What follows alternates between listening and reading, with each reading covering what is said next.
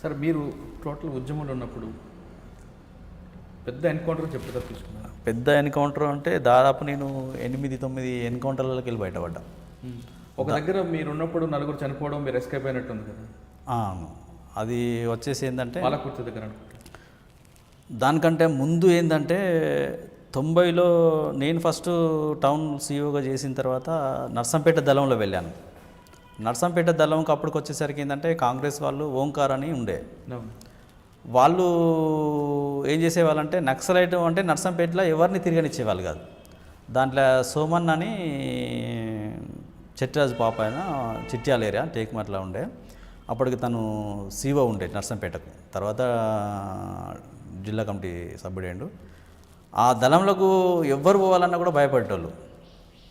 ఒక ముగ్గురే ఉండే, గోపన్న అని ఒకతను ఉండే, తర్వాత రమేష్ అన్న అని ఒకతను ఉండే, సోమన్న, ఇంకొకనే ఎర్రమల్లి. ఇక తర్వాత అందరూ మిగతా దళాలల్లో పోవడానికి సిద్ధపడ్డారు, కానీ ఆ దళంలోకి ఎవరన్నా పోవాలంటే భయపడేవాళ్ళు. దాంతో ఏం చేసిందంటే నేను పోతాను పెట్టుకున్నా. నువ్వు చిన్నపిల్ల కానీ అప్పుడు నువ్వు తిరగలేవు, ఉండలేవు, నువ్వు ఇక్కడనే ఉండు అని చెప్పేసి అంటే లేదు నేను ఇక్కడ టౌన్లో తిరగలేను ఎక్కువ కాలము. అప్పటికి తిరుగుతున్న క్రమంలో మా ఇల్లు కూడా కొట్టిండు, ఒకసారి ఇల్లు కూడా కొట్టిండు, ఇల్లంతా ధ్వంసం చేసిండ్రు. దాంతో ఏం చేసినామంటే ఒక 1 year నర్సంపేట దళంలో చేశా. నర్సంపేట దళంలో చేసిన తర్వాత ఏం చేసిందంటే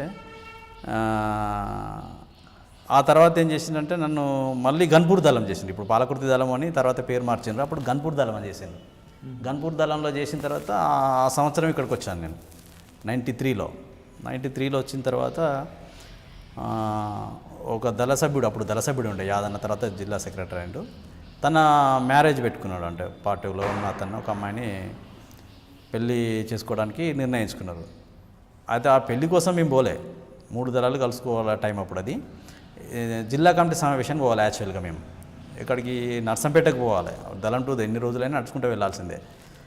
ఆ జిల్లా కమిటీ సమావేశం కోసమని మేము మీదికొండ గుట్టలు ఉంటాయి, చాలా పెద్ద ఎన్కౌంటర్. అది ఒక ఉద్యమానికి వరంగల్ జిల్లాలో చాలా లాస్ అయిందంటే అదే మెయిన్. 90 తర్వాత పెద్ద ఎత్తున నష్టపోయి ఒక సగం మంది క్యాడరే మొత్తం లొంగిపోయినారు. ఆ టైంలో ఏంటంటే మేము జిల్లా కమిటీ సమావేశానికి పోవాలి యాక్చువల్గా, 3 దళాలు కలిసి. మళ్ళీ మాకు లెటర్ వచ్చేసింది, మా కమాండర్ వచ్చి నాగన్న ఉండే అప్పుడు, అన్నసార్ దళం వచ్చేసి ఏసోబు ఉండే. అయితే మేము జిల్లా కమిటీ సమావేశం పోయేటోళ్ళము, ఆగిపోయినాం మధ్యలో. ఆగిపోయిన తర్వాత ఎట్లాగూ కలిసినాం కదా, తోటి దళ సభ్యుంది పెళ్ళి ఉంది కాబట్టి పెళ్ళి చూసుకొని వెళ్దామని చెప్పేసి 3 దళాలు అక్కడ ఆగినాం మీదికొండ గుట్టాలలో. అది వరంగల్ జిల్లాలో పార్టీకి తర్వాత అంటే చిన్న చిన్న ఎన్కౌంటర్లు జరిగినాయి, కానీ అంత పెద్ద నష్టం జరిగింది అదే ఫస్ట్ స్టార్టింగ్లో. అప్పుడు మేము 3 దళాలకు తెల్లవారు వస్తుంది, ఎటు పోలేని పరిస్థితి. వాళ్ళు ఆడ గుట్టల దగ్గరనే ఉంటాయి, మేము బావుల దగ్గర ఉన్నాము. అప్పటికి టార్చ్ లైట్ పట్టుకొని తిరుగుతూ ఉన్నారు. అంటే మేము అప్పుడు ఏంటంటే షికారు చేసేవాళ్ళు ఉండే, ఇది అడవి జంతువులను. అయితే వాళ్ళు కుందేళ్ళ కోసమని ఇట్లా షికారు చేసేవాళ్ళు ఉండే, వాళ్ళు కావచ్చు అనుకున్నాం మేము. అని చెప్పేసి మేము వాళ్ళని పట్టించుకోకుండా పోయి పెద్ద గుట్ట ఉంటుంది, ఇక తెల్లవారంగా మేము పోయి కింద ఆగినాము. ఆ 3 దళాలు కలుసుకున్నాం. అప్పటికి కలుసుకున్న తర్వాత నైటు ఆశన సెంటర్ ఉన్నాడు. అప్పుడు కలుసుకోగానే ఆశన సెంటరీ ఉన్నాడు. తన సెంటరీ మారుతూ నేను సెంటరీలోకి ఎక్కాలి. మాది 2 వేర్వేరు దళాలు అయినప్పటికీ కూడా కలుసుకున్న తర్వాత అప్పటి వరకు కంటిన్యూగా ఎవరు చేసిండ్రో మేము సెంటరీ రాసుకోవాలి. సరే ఇప్పుడు ఎవరైతే చేస్తే అనుకొని తన దళం నుంచి వాళ్ళ ఏరియా కాబట్టి ఫస్ట్ తన దళ సభ్యుడే అప్పటికి దళంలో సెంటరీ ఆయనకే పడ్డది. తర్వాత నన్ను లేపిండు. నన్ను లేపేసరికి మేము చేంజ్ అవుతున్నాం. అప్పటికి తెల్లారి గట్ల 5 అవుతుంది, 5 నుంచి 6 మధ్యలో అవుతుంది. చేంజ్ అవుతున్న క్రమంలో ఇట్లా వంగుకుంటూ వస్తున్నారు. అరే ఏంటి పందులు, అడవి పందులు అనుకున్నాం ఫస్ట్. అడవి పందులు అయితే ఇట్లా ఎందుకు వస్తాయి, అవి ఊరుకొస్తాయి. కాదు కొద్దిగా పర్టికులర్ అని చెప్పేసి చూసినాం, మేము ఇద్దరమే చూసాం ఫస్ట్.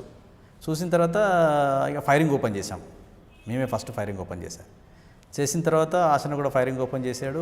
ఈలోపు వాళ్ళు కొద్దిగా గందరగోళానికి గురయ్యారు. కానీ మేము ప్లేన్ ఉంటేనేమో చాలామంది తప్పించుకునే వాళ్ళం. తర్వాత ఏమైందంటే ఇక మాకు గుట్ట తప్ప వేరే గత్యంతరం లేదు. ముందు సైడు మొత్తము పోలీసు, వెనక సైడ్ మొత్తం గుట్ట. ఆ గుట్టే వెక్కిపోవాలంటే వీళ్ళు ఫైర్ చేస్తే మాకే తాకుతున్నాయి. అప్పుడు ఒక 3 దళ సభ్యులు దాకా చనిపోయినారు. దాంట్లో అందరూ పారిపోయారు మా దళంలో ఉన్నటువంటి వాళ్ళు, ఒక 4 తప్ప. మేము 4 3 రోజులు ఆ గుట్టలలో సొరికెలలో పైన పోలీసులు, కింద మేము. వాటర్ లేదు, తిండి లేదు, ఏమీ లేదు. 3 రోజులు ఆ గుట్టలలోనే ఉన్నాం. ఓ దిక్కు సొరికలలో ఉంటే బాంబులు వేసేవాళ్ళు, అంటే మేము వాళ్ళ లోపలనే ఉంటే చనిపోవాలనేది. అట్లా 2 రోజులు ఉన్నాం మేము. మా దగ్గర తూటాలు అయిపోయినాయి ఫైర్ చేయడానికి. నేను అప్పుడు దళ సభ్యుడినే. మా కమాండర్ ఏమో ఇంకో దిక్కు వాళ్ళ మీదకి ఎదురు దాడి చేసుకుంటూ తప్పించుకొని పోయిండు. అంటే అక్కడ చేసింది నాగన్న, ఏసోబు, తర్వాత నేను, ఇంకొక దళ సభ్యుడు తప్ప మిగతా వాళ్ళందరూ పోయిండు. అయ్యో.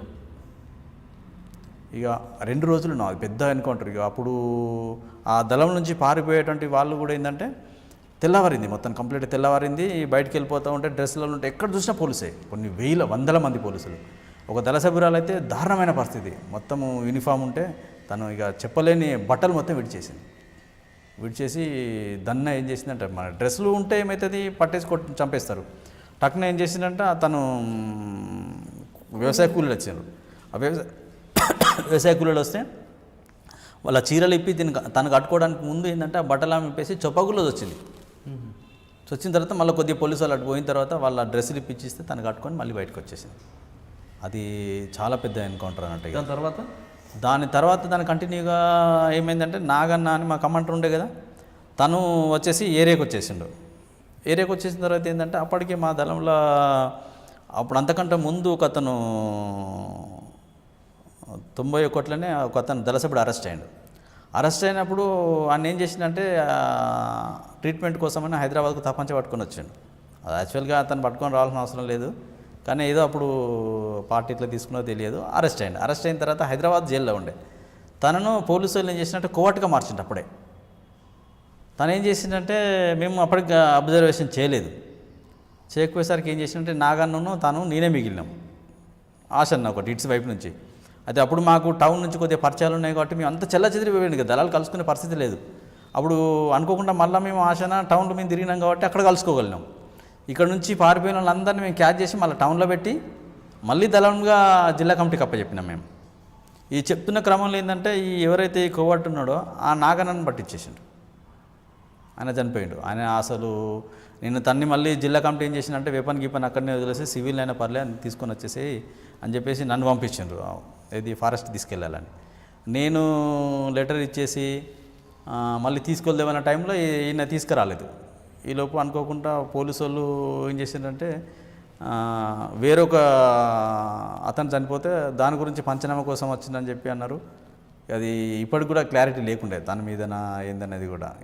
అంటే ఒక ఘటనలో 4 చనిపోయారు, ఒక ఎస్కేప్ అయింది నేను ఒక్కనే. అప్పుడు ఇదే కంటిన్యూలో ఏం జరిగిందంటే దళం మొత్తం డిస్టర్బెన్స్ అయిపోయింది. నేను ఒక్కడే మిగిలినాను. ఉన్న దళ సభ్యులు అందరూ సరెండర్ అయ్యారు. దీని తర్వాత ఏంటంటే మా కమాండర్గా శ్రీమన్నారాయణ వచ్చాడు. శ్రీమన్నారాయణ వచ్చిన తర్వాత తను ఆర్గనైజేషన్గా నేను బయటికి పోవాలన్నా, అంటే మిలిటెంట్లను మాట్లాడాలి, క్యాడర్ను, తర్వాత తిండి తీసుకురావాలన్నా, అన్నం తీసుకురావాలన్నా, దళానికి బాట చూపించాలన్నా నేను ఒక్కడే మిగిలిపోయినా. ఆ క్రమంలో ఏం చేసినామంటే ఐలో అనే ఒక విలేజ్ ఉండే. ఆ విలేజ్లో ఏం చేసినామంటే నేను దళమంతా ఒక దగ్గర, మాకు ప్లేన్ అంటే చిన్న చిన్న ఊరేళ్ళల్లో తప్ప వేరే మొక్కజొన్న చేన్లు లేకపోతే మిరప తోటలల్లో ఇలానే ఉండేది అన్నట్టు. అయితే మేమంతా అక్కడ పొద్దున్న దాకా ఆగినాము. ఆ రైతు ఏం చేసిందంటే మాకు యాక్చువల్ కూడా ఏంటంటే రైతుల సహకారం బాగుండే. మేము ఎక్కడ మాది మైదాన ప్రాంతమైన 20 మంది 30 మంది రైతులకు తక్కువ ఎవరు చూడకపోయేది మమ్మల్ని. అయినా కూడా మా ఇన్ఫర్మేషన్ ఇవ్వకపోయేది ఎవరికి కూడా. మేము ఎక్కడ ఆగినా కూడా చుట్టుపక్కల బావిలు అందరికీ తెలిసేది దళం వచ్చేసింది, కానీ ఎవరు కూడా మళ్ళీ మా దగ్గర ఉంచుకునే వాళ్ళం కాదు. అట్లా ఏమైందంటే ఆయనవోలు అనే గ్రామంలోకి నేను మిలిటెంట్లందరినీ మళ్ళీ సమావేశపరచడం కోసం నేను దళాన్ని 3 గంటల ప్రాంతంలో వదిలేసిన. సివిల్ అయ్యి ఊళ్ళోకి వెళ్ళిపోయి అన్నం తయారు చేయమని చెప్పేసి, తర్వాత వేరే ఒక మిలిటెంట్ని అక్కడ రమ్మని చెప్పినాం, వేరే ఊరు అతన్ని సాయంత్రం. ఇక నేను అక్కడ చెప్పేసి దళం దగ్గర నుంచి వెళ్ళిపోయినా. ఆ రైతు ఏం చేసిందంటే మొక్కజొన్న కంకులు కాల్చిన తర్వాత వీళ్ళందరూ తిన్నారు. అప్పటికి ఏంటంటే ఈ పోలీస్ నిర్బంధం బాగా అయిపోయి వెపన్స్ సూటాలు సరిపోవట్లేదు. ఎక్కడైనా ఫైరింగ్ జరిగితే అప్పుడు 20-10 ఇచ్చేది. ఒక ఏకే ఉన్న వాళ్ళకు 2 మ్యాగజైన్స్ తప్ప ఇంకా వేరే ఉండకపోయేది.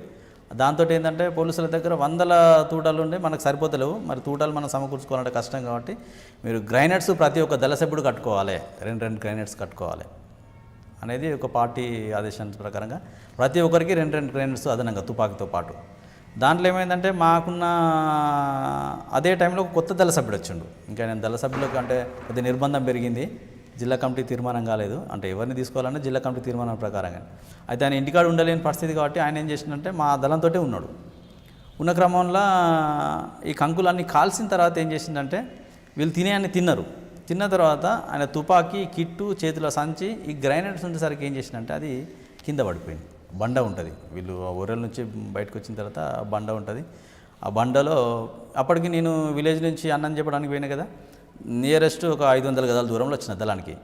ఒకసారి బ్లాంట్ అయ్యేసరికి పోలీసులు చుట్టుముట్టినని మళ్ళీ నేను బ్యాక్ ఉరికిన. ఒక 5 నిమిషాలు ఆగేసరికి అంటే కౌంటర్ ఫైరింగ్ వస్తుంది. అంటే పోలీసులు ఎక్కడైనా చుట్టుముడితే ఏంటంటే వన్ సైడ్ ఉండదు, 2 సైడ్ నుంచి జరుగుతుంది దళం కాబట్టి. అట్లా ఏం చేసినామంటే మళ్ళీ నేను దళం దగ్గరికి వచ్చేసిన. దళం దగ్గర రాగానే ఏం చేసిన అంటే అందరికి పొగులు పడిపోయింది. ఒక్క దళ సభ్యుడు తప్ప ఎవరు లేరుగా. అప్పుడు మా దళంలో నేను శాఖ మెంబర్ అన్నప్పుడు డిప్యూటీ కమాండర్ లక్ష్మక్ అని ఉండే, కమాండర్ ఏమో శ్రీమన్నారాయణ ఉండే. శ్రీమన్నారాయణకి దెబ్బ తాకింది. ఇంకో దళ సభ్యుడు వాళ్ళు ఆయన భార్య మాధవ కానీ ఆమెకు దెబ్బ తాకింది. ఇలా ఇంకో దళ సభ్యుడు మొత్తంకి ఆయనకు సీరియస్గా గాయాలైనాయి. ఇక మిగిలింది ఒక్క సభ్యుడే, ఆయన వీళ్ళతో లేడు కాబట్టి ఆయనకు తాకలే, అంటే దూరం ఉన్నాడు కొంచెం. అదే దాంతో ఏమైందంటే నేను వచ్చేసరికి మొత్తం పడిపోయినరు. స్పాట్లో లక్ష్మక్క చనిపోయింది. చనిపోయిన తర్వాత ఉన్న వాళ్ళందరికీ బ్లీడింగ్ అయిపోతుంది. ఏం చేయాలో తెలియక మళ్ళీ సోర్సెస్ లేదు, నేను ఒక్కడే తప్ప. ఇక మళ్ళీ ఎవరిని ఈ దళ సభ్యుని పంపిద్దామంటే ఈయన కొత్త ఆయనే. మళ్ళీ నేను విలేజ్లోకి వెళ్ళి ఒక జీబుని మాట్లాడి ఇంకొక మిలిటెంట్కి అక్కడ నేను టైం పెట్టాను కాబట్టి అతను కూడా తీసుకొని వచ్చి అతనికి ఇన్స్ట్రక్షన్స్ ఇచ్చాను అన్నట్టుగా, నువ్వు వీళ్ళందరినీ తీసుకొని ఆ జీప్ తీసుకొచ్చి నువ్వు వీళ్ళను తీసుకొని హాస్పిటల్ తీసుకుపో, ఎవరి దగ్గర తీసుకుపోవాలని కూడా చెప్పాము. మనకు అంటే టెక్నికల్స్ కొన్ని కాబట్టి ఏంటంటే చెప్పిన తర్వాత తను జీప్లో తీసుకొని ఐనోల్ నుంచి వర్ధనపేట పోయింది. హైవేలో నుంచి పోవాల్సింది, ఇక వేరే దారి లేదు. అయినో అది వర్ధనపేట పోగానే ఏమైందంటే జీప్ ఖరాబ్ అయింది నైట్లో. ఆ నైట్లే ఖరాబ్ అయిన తర్వాత వాళ్ళని ఏం చేయాలి, మళ్ళీ డ్రెస్లో ఉన్నారు, మళ్ళీ సివిల్ డ్రెస్ కూడా లేదు. మళ్ళీ వేరే తనకు కొంత ఆ ఏరియా మీద పట్టుంది, అతని ఆ ఏరియానే కాబట్టి మళ్ళీ ఇంకో జీప్ మాట్లాడి అందులో వేసిన తర్వాత మార్గ మధ్యలో పోయేసరికి తెల్లవారేసరికి ఏం చేయాలని అర్థం కాలేదు తనకి. హాస్పిటల్ పోలేని పరిస్థితి. ఈ జీప్ అతను రానని మొండికేసిండు. ఇంకొక జీప్ అతను మళ్ళీ ఏం చేసిందంటే తన వ్యక్తిగతంగా అంటే తన నిర్ణయం తీసుకొని, కమాండర్ కొద్దిగా మంచిగా ఉన్నాడు, తను ఏం చేసిందంటే ఒక తోటలు ఉందామని చెప్పి రోడ్డు కానుకొని ఉన్న తోటలో ఉండేసింది. వీళ్ళు హైవే రోడ్డు కానుకునే తోటలనే ఉన్నారు ఏమన్నా కానీ అని. అప్పటికి మా దగ్గర ఒక దళ సభ్యురాలు చనిపోయింది. ఆడ వీళ్ళతో పోయిన దళ సభ్యుడు కూడా చచ్చిపోతే ఆ తోటలనే పాతి పెట్టిళ్ళు. అంటే మేము తర్వాత అడిగినాం, మరి అతన్ని ఏం చేశారు మీరు అంటే, ఇక మనం అక్కడ పోయి చేయలేని పరిస్థితి. వెంటనే ఏం చేసినామంటే ఈ దళ సభ్యురాలని, ఈ డిప్యూటీ కమాండర్ లక్ష్మక్కను మేము వాళ్ళ ఇంటికి అప్పచెప్పలేని పరిస్థితి. ఎందుకు అంటే నిర్బంధం. ఈమెకు బాంబు వేలింది చనిపోయిందని తెలిస్తే మొత్తం హాస్పిటల్లో చుట్టూ ఎంక్వైరీ చేస్తారు, మిగతా వాళ్ళ ప్రాణాలకు ప్రమాదం అవుతుంది అని చెప్పేసి మేము ఆ రాత్రి ఎడ్ల బండిలో కట్టుకొని తీసుకెళ్ళాం. ఆ దళ సభ్యుడు నేను ఇద్దరం కలిసి బీరన్న అని మొగుల్చేర్లో ఉండే అతను నేను కలిసి ఏం చేసినామంటే ఎడ్ల బండిలో కట్టుకొని ఆ కిట్లు, తుపాకులు తర్వాత తీసుకొని వెళ్ళి ఇంకొక విలేజ్ పక్కకు పోయిన తర్వాత అక్కడ రైతు ఏం చేసిందంటే మమ్మల్ని అందరం చూసి ఒక పార అడిగినాం మేము, గడ్డపార. ఇప్పుడు మనం పాతి పెట్టాలి కదా, ఏం చేయలేము, ఎవరిని పిలవలేము, కుటుంబానికి అప్పచెప్పలేము. తన భర్త అప్పటికి డీసీఎం కడారి రాములు అని, కానీ తనకు కూడా చెప్పలేని పరిస్థితి, కమ్యూనికేషన్ లేదు.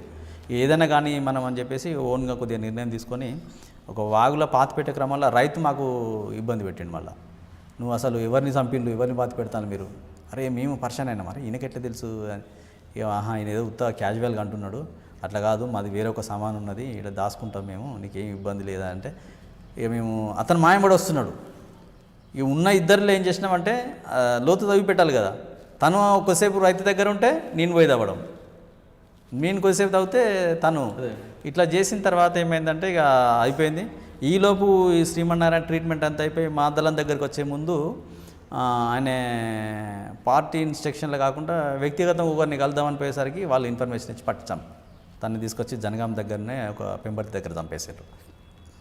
దీని తర్వాత ఏంటంటే మేము ఇద్దరమే ఉన్నాం కాబట్టి మాకు ఇప్పుడు వీళ్ళని తీసుకుపోయినా మిలిటెంట్ ఉన్నాడు కదా, తనను కూడా మేము మాతో ఉంచుకున్నాం. ఎందుకంటే మళ్ళీ నువ్వు పోయి వాళ్ళు మా దగ్గర రాకముందుకు మళ్ళీ నువ్వు ఎక్కడున్నారో చెప్తే ఇబ్బంది అవుతుంది అని మాతోనే ఉంచుకున్న తర్వాత ఏమైందంటే ఈ ఎట్లా ఎన్కౌంటర్ చేసిండ్రు, ఇది శ్రీమన్నారాయణ దొరికి ఎన్కౌంటర్ చేసిండ్రు. చేసిన తర్వాత అప్పుడు మేము ఏదో ఒకటి నిరసనగా యాక్షన్ చేయాలి. అంటే ఈ దగ్గరలో ఏమున్నది, పాలకుర్తిలో అప్పుడు ఎంఆర్ఓ ఆఫీస్ ఉండే, అంటే అప్పుడు ప్రభుత్వ ఆస్తులను ఎందుకు ధ్వంసం చేయాలంటే నిరసన కోసమే. అలా భాగంగా ఏం చేసినామంటే మేము ఆ 20 అనే ఒక గ్రామాన్ని ఎంచుకున్నాం. మేము ఆ దగ్గరలో ఉన్నటువంటి వాటిల్లో ఒక మిలిటెంట్ కలిశాడు. మరి ఇట్లా మనము సాయంత్రం చేద్దాము అని చెప్పేసి, మరి ఎక్కడ ఉందాం ఏంది ఉన్నదే సెంట్రీ, బయట ఎక్కడ ఉన్నా కూడా సెంట్రీ ఉండాలి, ముగ్గురమే కాబట్టి ఈ సెంట్రీ చేయాలంటే కష్టం. మరి ఎక్కడైనా మనం ఉందామా అంటే ఏం చేసిందంటే ఒక దగ్గర ఉంచుదామని చెప్పి తీసుకుపోయి అక్కడ ఉంచిండు. తను ఎప్పుడో పోలీసులకు పోయిండంటే ఆ విషయం మనకు తెలియదు. అయితే మేమేం చేసినంటే ఆయన అక్కడ ఉంచుదాం ఇక్కడ ఉంచుదామంటే, సరే మేము ఉంటాం లే కానీ మేము ఎక్కడొక దగ్గర ఉంటాము, నువ్వేం చేయంటే సాయంత్రం వరకు నువ్వు పాలకుర్తికి వెళ్ళి ఒక 10-15 లీటర్ల డీజిల్ పెట్రోల్ తీసుకొని వచ్చేస్తే, ఎందుకంటే మన సింహనారాయణ చనిపోయిండు, మన కమాండర్ చనిపోయిండు, దాన్ని నిరసనగా ఇప్పుడు మనం దూరం వెళ్ళి ఎక్కడ ఏది చేయాలని కూడా కష్టం ఉంది, మన దళం కాబట్టి ఖచ్చితంగా మనం ఏదో ఒకటి చేయాలి మనం అని చెప్పేసి మేము ఆయనను పంపిస్తే ఆయన సాయంత్రం తేలేదు. సాయంత్రం యాక్షన్ చేద్దాం అనుకున్నది ఫెయిల్ అయింది. మళ్ళీ తెల్లారి ఏం చేసినామంటే మళ్ళీ ఎక్కడ పోయి చేయాలన్నా కూడా కష్టమే. ఆయన ఏదో కారణం చెప్తే మేము సరేలేని నమ్మేసినాం మనం. తర్వాత ఈ ఎన్కౌంటర్ అయిన తర్వాత అతను ఇన్ఫార్మర్గా మారిండని తెలిసింది.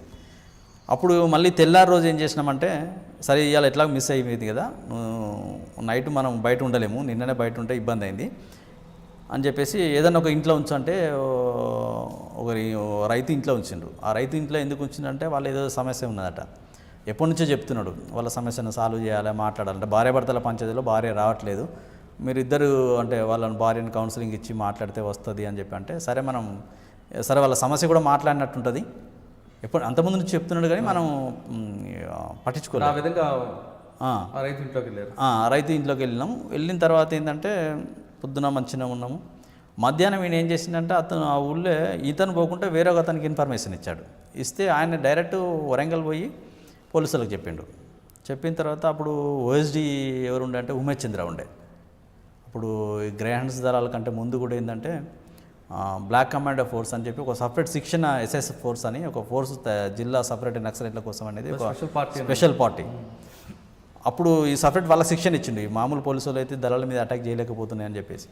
ఆ కొత్తగా తయారైనటువంటి టీం ఏంటంటే, మేము మధ్యాహ్నం 3 అయింది, పొద్దున ఉన్నాము, మధ్యాహ్నం 3 అయింది. 3 గంటలకు ఏం చేసిందంటే ఒక పోలీస్ జీప్ వచ్చేసింది ఊళ్ళోకి. జీప్ వచ్చేసిందంటే ఊరు అవతలకి వెళ్ళిపోయింది.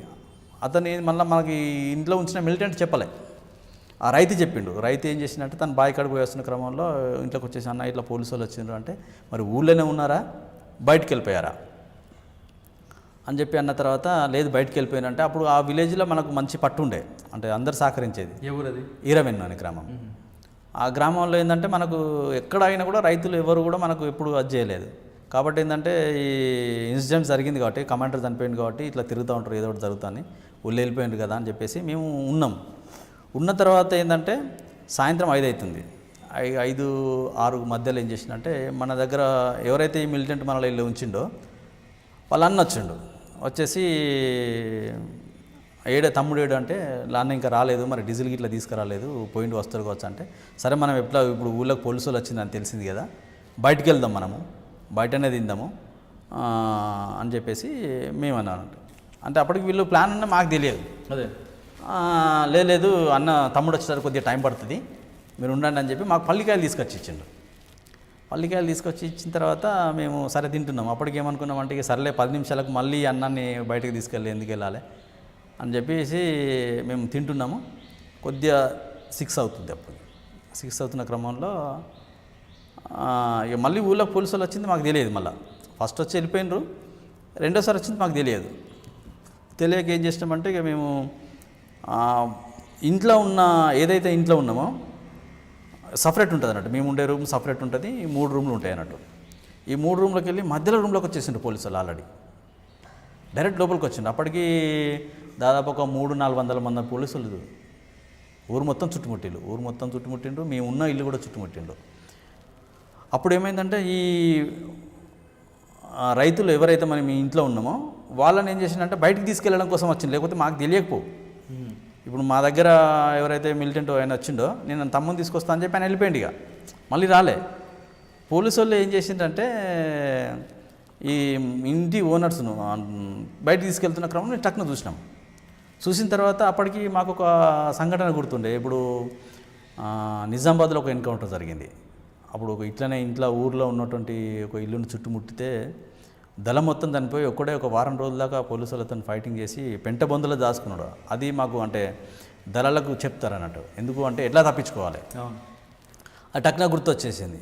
గుర్తొచ్చేసి ఏంటంటే వితిన్ ఫ్యాక్షన్ ఆఫ్ సెకండ్లో మనం బయటపడాలి, లేకపోతే మనం తప్పుకోలేము అనేసి ఏం చేసినట్టే నాతో ఉన్న దళ సభ్యులకు ఏం చేసినామంటే మనం ఇమీడియట్గా 5 మినిట్స్లో వాళ్ళు కౌంటర్ ఫైర్ చేయకముందుకు మనం ఫైరింగ్ మొదలు పెట్టాలి.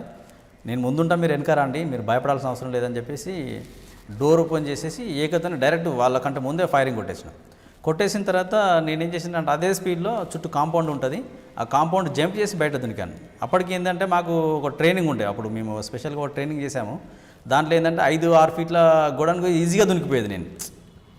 మాకు అప్పుడు పోలీసు యాక్షన్ సంబంధించిన ఒకటి ట్రైనింగ్ ఇచ్చింది కాబట్టి ఆ ట్రైనింగ్లో అది మాకు అప్పుడు ఉపయోగపడ్డది నాకు. దాని తర్వాత ఏంటంటే జంప్ చేసి బయట వీళ్ళు ఫైరింగ్ ఓపెన్ కాగానే నాతో ఉన్న వాళ్ళు కూడా ఎమ్మడే వస్తే అయిపోయేది. వీళ్ళు ఏం చేసిండ్రు, మళ్ళీ రూమ్లో కురికిండ్రు. నేనేమో బయట దునికేసి బయట నుంచి కూడా ఫైరింగ్ చేసుకుంటూ వెళ్ళిపోయినాం, వాళ్ళ మీదికెళ్ళి కొట్టుకుంటారు. అప్పటికి వాళ్ళ ఫైరింగ్ అయితేనేమో నేను బయటపడేవాడిని కాదుగా.